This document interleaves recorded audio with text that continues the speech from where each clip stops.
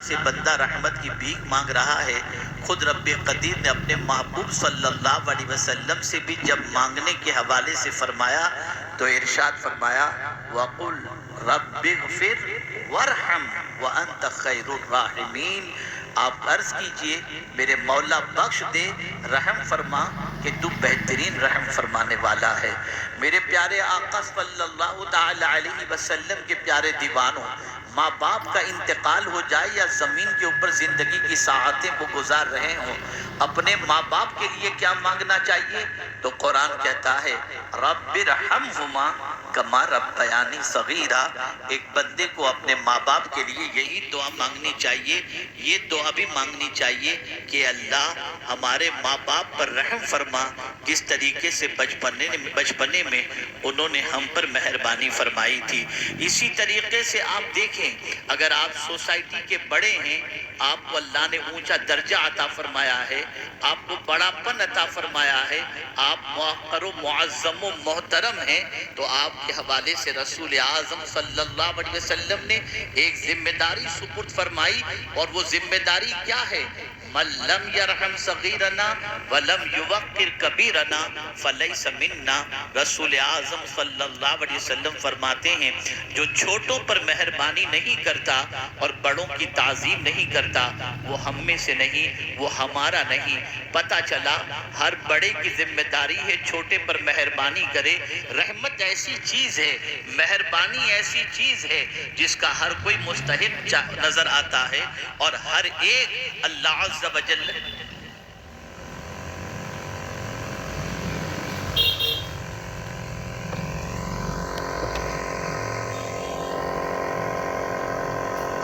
پہلے آپ سب کام کر لیجئے پھر میں تقریر کرتا ہوں، اس لیے کہ دوران تقریر مجھے یہ سب چیزیں نہیں چلتی۔ ایک مرتبہ درود شریف پڑھیں، اللہم صلی علی سیدنا و مولانا محمد معدن الجود والکرم وآلہ وصحابہ وبارک وسلم صلاة و سلاما علیکہ یا سیدی یا رسول اللہ صلی اللہ تعالی علیہ وسلم۔ تو عرض یہ کر رہا تھا میرے پیارے آقا صلی اللہ تعالی علیہ وسلم کے پیارے دیوانوں، ایک بندہ اگر بڑا ہے تو اس کی ذمہ داری ہے کہ وہ چھوٹے پر مہربانی کرے، اور اللہ عز و جل کو رحم کرنا اتنا پسند ہے کہ میرا مولا ارشاد فرماتا ہے، رب قدیر جل جلالہ ارشاد فرماتا ہے میری رحمت میرے غضب پر غالب آ گئی، اور پھر پروردگار فرماتا ہے کسی ایک بندے پر یا کسی ایک مخلوق پر میری رحمت نہیں ہے، وَرَحْمَتِ وَسِعَتْ كُلَّ شَيْءٍ، ہر چیز کو میری رحمت گھیرے ہوئے ہے۔ آج اگر ہم چل رہے ہیں تو یہ اللہ کی رحمت ہے، آج ہمارے بچے چل رہے ہیں یہ اللہ کی رحمت ہے، آج اگر ہماری زندگی آسانی سے گزر رہی ہے یہ اللہ کی رحمت ہے۔ اگر اللہ کی مہربانی ہمیں شامل حال نہ ہو تو ہم اپنی زندگی کو آرام سے گزار بھی نہیں سکتے، اطمینان سے گزار بھی نہیں سکتے۔ اور پھر پیارے آقا صلی اللہ علیہ وسلم کے پیارے دیوانوں، مشائخ کی جو کرم کی نظر پڑتی ہے یہ بھی اللہ عز و جل کی رحمت ہی کے تصدق کے اندر پڑتی نظر آتی ہے۔ یاد رکھیں رحمت کا ہر انسان مستحق بھی ہے، رحمت کا ہر انسان ضرورت مند بھی ہے، اور رحمت کا ہر انسان متلاشی ہے۔ پروردگار جل جلالہ نے گنہگاروں کے حوالے سے اپنے محبوب سے فرمایا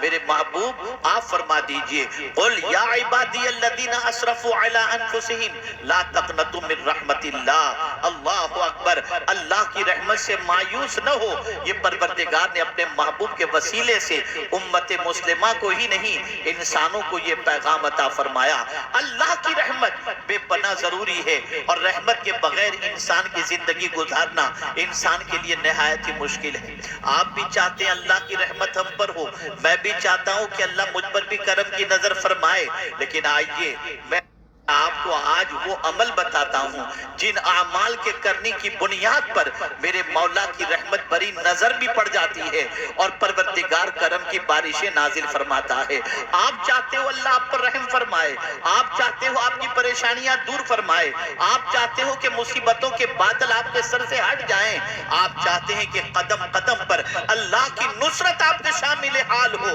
تو آئیے ہم قرآن کی روشنی میں سمجھتے ہیں تاکہ ہم محسوس کر سکیں کہ آج اگر ہم پوری دنیا میں فٹ بال کی گیند کی طرح لاتوں کے اندر آ رہے ہیں اور پیچھے جا رہے ہیں تو اس کی وجہ کیا ہے، اس کا سبب کیا ہے؟ آئیے قرآن مقدس کے حوالے سے میرے کریم نے کیا ارشاد فرمایا۔ رب فرماتا ہے وَهَذَا کتاب انزلناہ مبارک، یہ کتاب اس کو ہم نے نازل کیا۔ اگر میں کوئی کتاب لکھوں تو میری کتاب کے وزن کو بڑھانے کے لیے مشائخ کی تقریضات لکھواؤں گا، اور وہ لکھتے وقت کہیں گے اس کتاب کو میں نے جستا جستا کہیں کہیں سے دیکھا، مفید پایا، اسے پڑھو تاکہ تمہاری زندگی میں انقلاب پیدا ہو۔ عام انسان کی کتاب کا تعارف اور اس کتاب کے وزن کو بڑھانے کے لیے بڑے علماء اور بڑے مشائخ کی تقریضات اور تاثرات دکھائے جاتے ہیں، لیکن اے قرآن تیری عظمتوں پر قربان کہ تیری تعریف، تیرا انٹروڈکشن کسی انسان نے نہیں، تو جس کی کتاب ہے اسی نے تیری شان بیان فرمائی۔ اللہ خود اپنی کتاب کی شان بیان فرماتا ہے کہ یہ کتاب کیا ہے، فرماتا ہے وَهَذَا کتاب انزلناہ مبارک، یہ کتاب اس کو ہم نے نازل کی، یہ برکت والی کتاب ہے، یہ معمولی کتاب نہیں، یہ برکت والی کتاب ہے، ثواب کے اعتبار سے بھی برکت، جہاں یہ کتاب ہو وہاں بھی برکت، جس کے سینے میں ہو اس سینے میں بھی برکت، اگر قبر میں لیٹے ہوئے مردے پر ایصال ثواب کے طور پر پڑھا جائے تو اس کی قبر میں بھی اللہ تعالیٰ وسعت اور برکتیں عطا فرما دیتا ہے۔ یہ برکت والی کتاب ہے۔ آپ ایک حرف پڑھو، الف 10 نیکی، الف لام میم 30 نیکی، اور اس کتاب سے پڑھنے کا تعلق اللہ کے برگزیدہ بندوں کا کتنا رہا اس کو سمجھنا ہے تو مولا علی کرم اللہ تعالی وجہہ الکریم کا یہ قول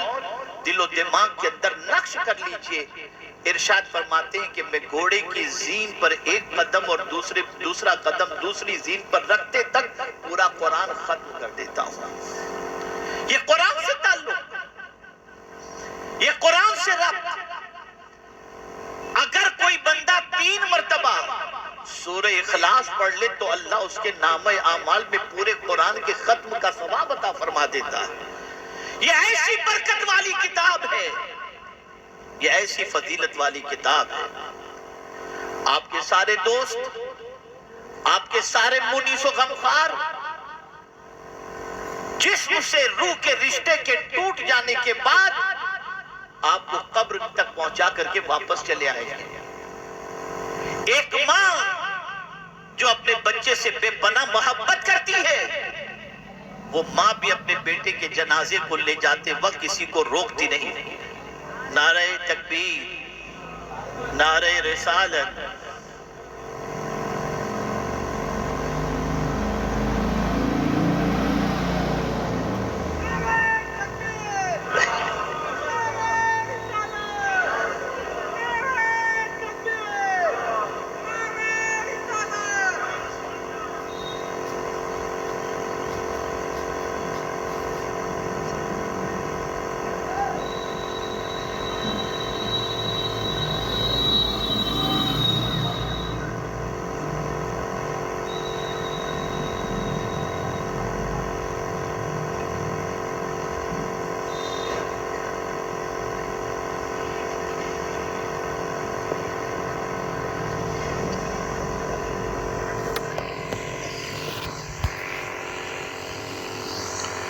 ایک مرتبہ درود شریف پڑھ لیں۔ اللہم صلی علی سیدنا